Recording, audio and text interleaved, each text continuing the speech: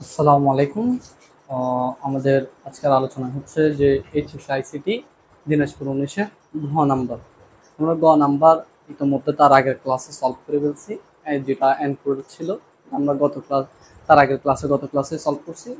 আজকের টপিকটা হচ্ছে আমাদের সলভ করবো কোনটা, গ নাম্বার তার আগের ক্লাসে সলভ করছি।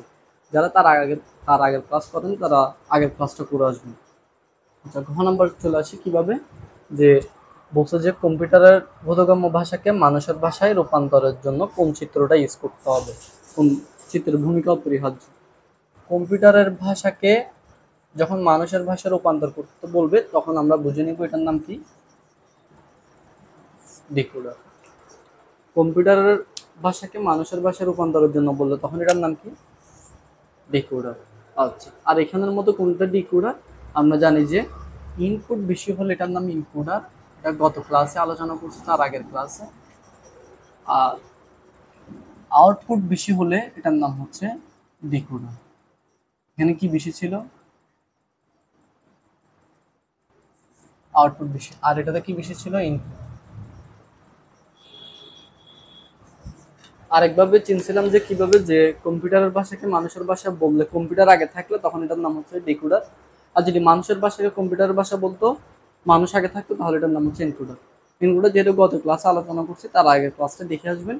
আর এখানে যেহেতু আমরা কম্পিউটারের ভাষাকে মানুষের ভাষা বলছে, তাহলে আমরা বুঝে নেব এটা হচ্ছে ডিকোডার। আর এখানের মধ্যে কোনটা ডিকোডার? এটা। এটা কেন ডিকোডার? কারণ এখানে ইনপুটের চেয়ে কি বেশি, আউটপুট বেশি। এবার আমাদেরকে এখন এটা সলভ করতে হবে, যে আমরা জানি যে এনকোডার ডিকোডার সলভ করতে গেলে টোটাল 4টা স্টেপ আছে। প্রথমত আমাকে এটা দেখে চিনতে হবে যে এটা হচ্ছে এনকোডার নাকি ডিকোডার। সলভ করে ফেলি। ব্লক চিত্র খ হলো ডিকোডার।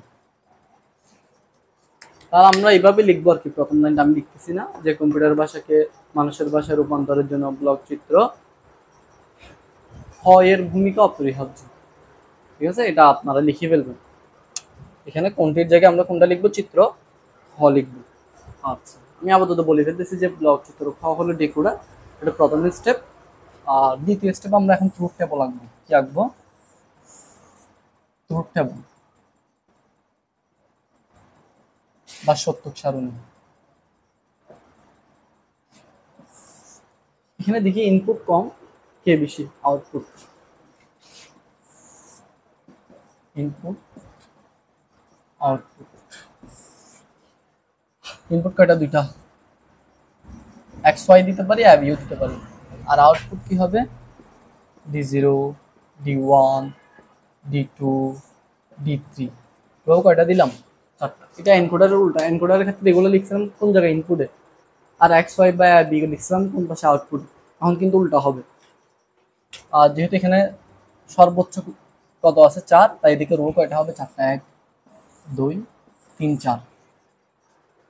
আমরা এটা সলভ করছিলাম তার আগেই, D0, D1 কিভাবে সলভ করতে হয় ইনকোডারে দেখে ফেলছি। যে জিরোর ক্ষেত্রে 1 নাম্বার করে 1 দিব, 1 এর ক্ষেত্রে 2 নাম্বার করে, 2 এর ক্ষেত্রে 3 নাম্বার করে, 3 এর ক্ষেত্রে 4 নাম্বার করে 1 দিব। আর বাকিগুলো কি লিখবো বলছিলাম? 0, 0, 0। আশা করি এটা কিভাবে সলভ করতে, এদের ক্লিয়ার। এবার আসছে এটা কিভাবে সলভ করবো। এনকোডারের ক্ষেত্রে কিন্তু এটা ওইদিকে ছিল, বিসিডি কোডের সাহায্যে সলভ করতে হয়। বিসিডি কোডের ক্ষেত্রে এটা হচ্ছে কার নাম্বার, কার ঘর? 1-এর। তারপরটা 2-এর। তারপর যদি আরেকটা ঘর থাকতো, এটা কার হইতো? 4-এর। কিভাবে? প্রথমটা হচ্ছে 1, 1 এর ডাবল কত? 2, 2 এর ডাবল কত? 4। এখানে তো 3টা ছিল না, ছিল কয়টা? 2টা। তার মানে এটা কার ঘরের মধ্যে পড়ছে? 2, মানে 2। তাহলে আমরা এটা কিভাবে সলভ করবো? 2টা 0, 2টা 1। এবার এটা কয়টা করে সলভ করবো? একটা করে। একটা 0, একটা 1, একটা 0, একটা 1। আশা করি ট্রুথ টেবল ক্লিয়ার। কয়টা স্টেপ দিছে? 2টা। প্রথমত এটা দেখে ফাইন্ড আউট করলাম, যে এটা পরে ফাইন্ড আউট করলাম এটার নাম হচ্ছে কি, ডিকোডার। দেন আমরা ট্রুথ টেবল আঁকলাম। এবার 3 নম্বর স্টেপ হচ্ছে আমাদেরকে সমীকরণ বাইর করতে হবে। সমীকরণ কিন্তু আমাকে তার সাহায্যে বাইর করতে হবে, আউটপুটের সাহায্যে। এটা একটু মাথায় রাখতে হবে। আউটপুটে কতজন আছে? 4 জন। D0, D1, D2, D3। কতজন আছে? 4 জন। সমীকরণ কিভাবে বাইর করবো একটু দেখি। আমরা ডি জিরোটা প্রথমে সলভ করি। ডি জিরোর ক্ষেত্রে এখানে দেখবো যে ওয়ান কোন জায়গায় আছে, ওয়ান আছে এই জায়গায়। এবার কি করব, ওয়ান বরাবর আমরা ইনপুটের ঘরে আসবো। কার ঘরে? ইনপুটের ঘরে। ইনপুটের ঘরে এসে দেখতেছি যে আমরা এর মানটা কত, জিরো, তাই আমরা লিখবো এ নট। বি এর মানটাও কত, জিরো, তাই আমরা কি লিখবো, বি এর উপর একটা নট দিব। যদি শুধু ওয়ান হইতো তাহলে নটটা দিতাম না, জিরো আছে বিদায় আমরা কি দিলাম, বি এর উপরে নট। ওয়ান থাকলে কিন্তু বি লিখতাম। এবার এটা শেষ, এবার এটা আসি ডি ওয়ান। এখানে ওয়ান কোন জায়গায় আছে, এই জায়গায় না। এই বরাবর আমরা ইনপুটের করে আসবো, এর মান কত, জিরো, এ নট, বি এর মান ওয়ান, তাই শুধু বি, মাঝখানে একটা একটা কি দিব, গুণ দিব। এবার ডি টু এর ক্ষেত্রে এখানে দেখি ওয়ান এই জায়গায়, ওয়ান বরাবর আমরা ইনপুটের করে আসবো, এর মান ওয়ান তাই এ, বি এর মান জিরো তাই বি নট।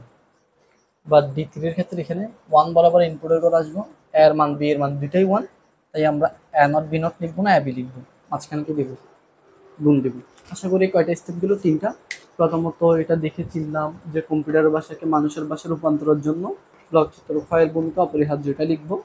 তারপরে ব্লক চিত্র খ হলো ডিকোডার, তারপরে ট্রুথ টেবল, তারপর আমরা সমীকরণ লিখতে ফাইন্ড আউট করলাম, কীভাবে খুঁজে বাইর করতে হয় সেটা দেখালাম। দেন ফাইনালি 4 নম্বরের স্টেপ যেটা, সেটা হচ্ছে যে আমাকে এখন চিত্র আঁকতে হবে। এই মানগুলো উপরে লিখি, ডি জিরো,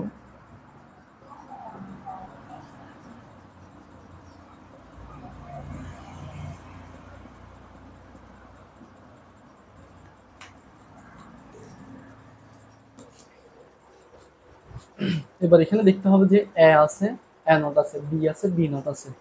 তাহলে আমাকে এখানে যে মানগুলো আছে ওদের উপর বেস করে আমাকে ইনপুট টানতে হবে। একটা হচ্ছে এর জন্য, আরেকটা হচ্ছে এ নট এর জন্য।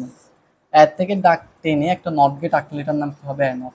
সেম বি, যেহেতু বি নট আছে, বি নট কিভাবে আঁকবো, বি থেকে একটা ডাক টেনে একটু দূরে গিয়ে আমরা নট গেট আঁকলে এটার নাম কি হয়ে যাবে, বি নট। এবার এদের মাঝখানে কোন চিহ্ন আছে, গুণ। আচ্ছা, গুণের জন্য কোন গেট, এন্ড গেট। গুণের জন্য কোন গেট আঁকতে হয়, এন্ড গেট। আর এনকোডারের যোগ ছিল তাই আমরা কি করছিলাম, অর গেট। এখানে যেহেতু গুণ আছে তাই আমাদেরকে এন্ড গেট আঁকতে হবে। এবার এখানে কতজন আছে, 4 জন, তাহলে এন্ড গেট কয়টা হবে, 4টা। প্রথমটা হচ্ছে ডি জিরোর জন্য, ডি ওয়ান এর জন্য, ডি টু এর জন্য, তারপর এটা ডি থ্রির জন্য, টোটাল 4টা। এর মানটা কি ছিল, এ নট বি নট, এর মানটা এ নট বি, এর মানটা এ বি নট, এর মানটা ছিল এ বি। এবার এখানে যেহেতু এ নট ছিল তাহলে এ নট থেকে ইনপুটটা নিব, বি নট ছিল তাই বি থেকে না, বি নট থেকে টানবো, সেটা এ নট তাই এ নট থেকে টানবো, এটা বি তাই বি থেকে টানবো। এখানে কি আছে এ, তাই এ থেকে ইনপুটটা টানবো। এখানে বি নট তাই বি নট থেকে ইনপুটটা টানবো। এখানে এ আর বি, এ থেকে ইনপুটটা নিব, আরেকটা নিব বি থেকে। আচ্ছা, প্রথমত আমরা এটা দেখে বুঝলাম যে, লাইনটা পরে বুঝলাম যে কম্পিউটার আগে থাকলে এটা হচ্ছে ডিকোডার, বা আউটপুট বেশি হলে এটার নাম ডিকোডার, দুইবার বোঝা যায়। তারপর আমরা ট্রুথ টেবল আঁকলাম, ট্রুথ টেবল থেকে আমরা সমীকরণ বাইর করলাম, সমীকরণের পর আমরা দেন ফাইনালি এদের চিত্রটা আঁকলাম। আশা করি এতটুকু সবার ক্লিয়ার। আর এটার এনকোডার গ নাম্বার তো আমি আগের ক্লাসে আলোচনা করছিলাম, সলভ করছিলাম, তার আগের ক্লাসটা দেখে আসলে এনকোডারটাও ক্লিয়ার হয়ে যাবে। আজকে তো ঘ নাম্বার সলভ করলাম ডিকোডার। আশা করি এটা সবাই বুঝছেন। এটা হচ্ছে আমাদের দিনাজপুর 19-এর একটা বোর্ড কোশ্চেন, খুবই ইম্পর্টেন্ট একটা টপিক। আর কারো কোনো বোর্ড কোশ্চেনের সমস্যা থাকলে কমেন্টে জানিয়ে পারেন, যে আমি সর্বোচ্চটুকু আমার দিক থেকে চেষ্টা করবো সলভ দেওয়ার। আজকের ক্লাস এতটুকু। আসসালামু আলাইকুম।